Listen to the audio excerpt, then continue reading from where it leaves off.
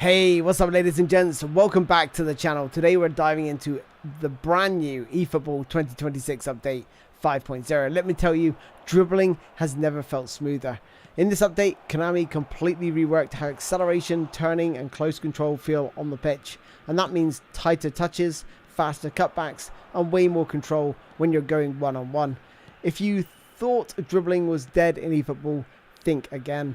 In this tutorial, I'm going to show you the 3 must-know dribbling moves in 5.0 that will help you break ankles, create space, and make defenders look silly. Whether you're just starting out or you're a seasoned pro, these tricks are game changers.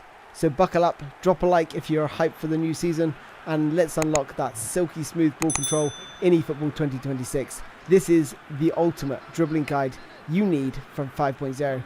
Let's get straight into it. Listen, I know a lot of people say just learn 2 or 3 skills and you're good, but in eFootball 2026 5.0, that couldn't be further from the truth.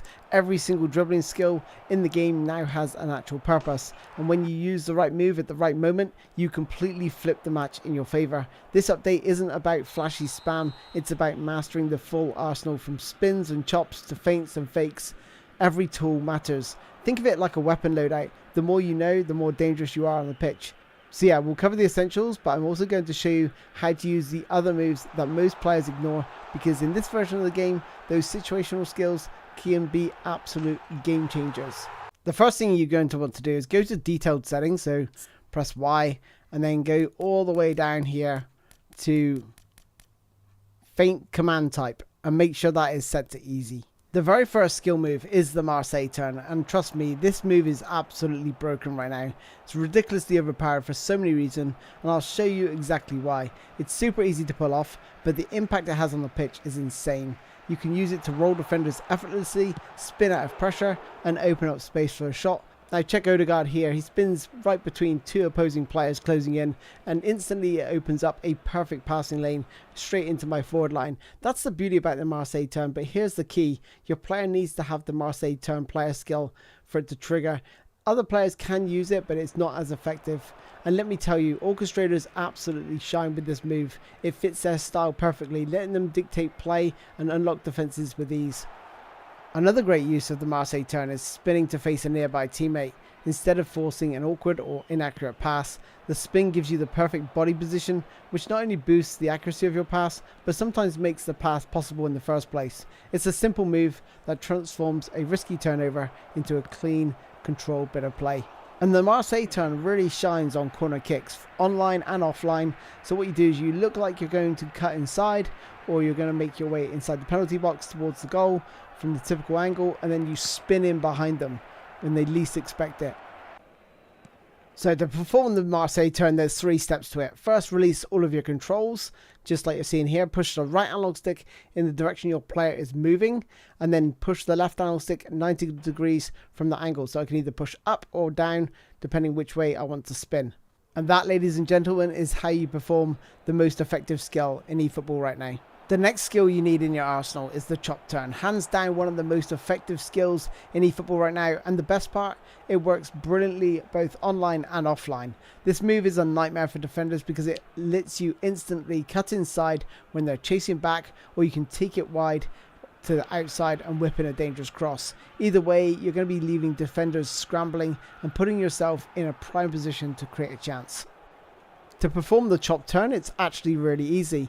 There's just 3 simple steps. The first step is to release all of your controls, and then you want to push the right analog stick in the direction your player is moving, and then follow that up by releasing the right analog stick and pushing the left analog stick just off to an angle, either to the left or to the right of the way your player is facing, and that will perform the chop turn. Now for a bonus tip on how to dribble like this. It's a mix of just using the left analog stick and sprint, and it's really easy to do. So put your thumb on the top of your left analog stick very gently, and then just push it to the left and right, up and down, but without making a clicking sound. If you make this sound, you're doing it wrong. You need to push the left analog stick ever so slightly, and the quicker you can do it, the better, because you'll create this wiggling animation that I've shown you in my previous tutorial, and I'll leave a link in the top right corner of this video. This here sort of highlights just how fast I'm moving the left analog stick, simply for the fact that it's very short, sharp movements, and that is helping me perform that dribble. And now you're going to see me combine it with the sort of sprint, but also the right bumper. And the right bumper activates these sort of quick turns that you're seeing here, enables me to change direction very quickly. Next up is what I like to call the fake, and by that I mean both the fake cross and the fake shot. The fake cross is what you're seeing here. These aren't just simple cancels, they're the foundation for chaining into other skill moves like the Cruyff turn. The fake is brilliant for sharp turns, quick changes of direction, and completely throwing defenders off balance. 1 second they're lunging to block your shot or cross, and the next you've already spun away into space. When cancelling fake shots or fake crosses, make sure you use super cancel. This gets a bigger reaction out of your defenders.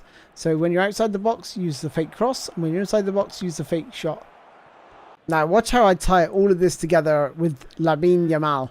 First I hit the Marseille turn to shake off the pressure, then I use those sharp, quick left stick movements to keep the defender guessing, and to finish it off I pull off a fake shot with super cancel. That's R1 and R2 on PlayStation, right bumper, right trigger on Xbox. The combination is deadly, and it just shows you just how powerful these skill moves become when you start chaining them together. Next up, let's talk about the double tap sprint. Most players think it's just for bursting forward, but it's way more versatile than that. It's an excellent tool for making sharp turns, slipping the ball through defenders' legs with a cheeky nutmeg, and even bailing yourself out of tight situations. If you ever feel like you're about to lose the ball, a quick double tap can be the last-ditch escape mechanism that keeps possession alive and turns defense into attack in an instant. I absolutely love it when defenders try to sneak around the side to pinch the ball, and that's the perfect moment to hit the double tap sprint and flick the left stick in the opposite direction you're facing. It creates this ridiculously sick turn that leaves the defender spinning while you're already gone. At the end of the day, it's all about tying these moves together to create absolute mayhem in your opponent's defense. Staying completely unpredictable is the real key. One more skill I've got to mention is the La Croqueta, or the double touch. To pull it off, release both analog sticks and then push the right analog stick 90 degrees from the way your player is facing, followed immediately by the left stick in your current direction that your player is facing. I love using this just before receiving the ball. It acts like a tricky first touch that completely can catch defenders off guard and open up space where they least expect it. If your player has the sombrero skill, don't be afraid to use it. Just click R3, so that's clicking your right analog stick down when receiving a lofted pass, and you'll flick the ball right over the defender's head. A little bit of cheeky showboating that not only looks amazing, but also makes opponents think twice about pressing you so aggressively the next time. Now here's the key ingredient, and without this, every skill move you've just learned is basically useless. But first, a quick question. When you're dribbling, who should you be watching? If you said your own player, you're wrong. If you said the nearest defender, close but not quite. The real answer is the defender who's actively closing you down. That's the player who decides whether you win or lose the duel. Passive defenders just holding their line or cutting out passing lanes, don't worry about those. And here's the golden rule. Never try to squeeze through two defenders, because 9 times out of 10 you're going to lose the ball. Instead, always look to go around the outside where you've got space to beat your man and keep control. To make this super clear, I'm going to highlight exactly who I'm looking at and when in these clips, so you get a real idea of just how to read the game and stay one step ahead. The reason I focus on the defender is simple. By watching them, I can read their momentum and use it against them. Take a look at this clip. I'm facing up the defender, I see he's starting to jockey, and instantly I know the outside lane is wide open.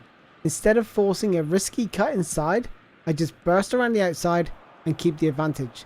It's all about reading your opponent's movement and then making the smarter play. And that's a wrap on this dribbling tutorial for eFootball 2026 version 5. We've gone through the Marseille turn, the chop turn, the fakes, the double tap sprint, La Croqueta, sombrero flick, and of course the key mindset that brings it all together. Watching the defender, not your own player.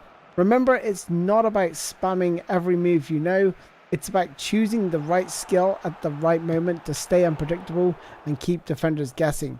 Tie these moves together, read your opponent's momentum, and suddenly you're not just dribbling, you're dictating the game.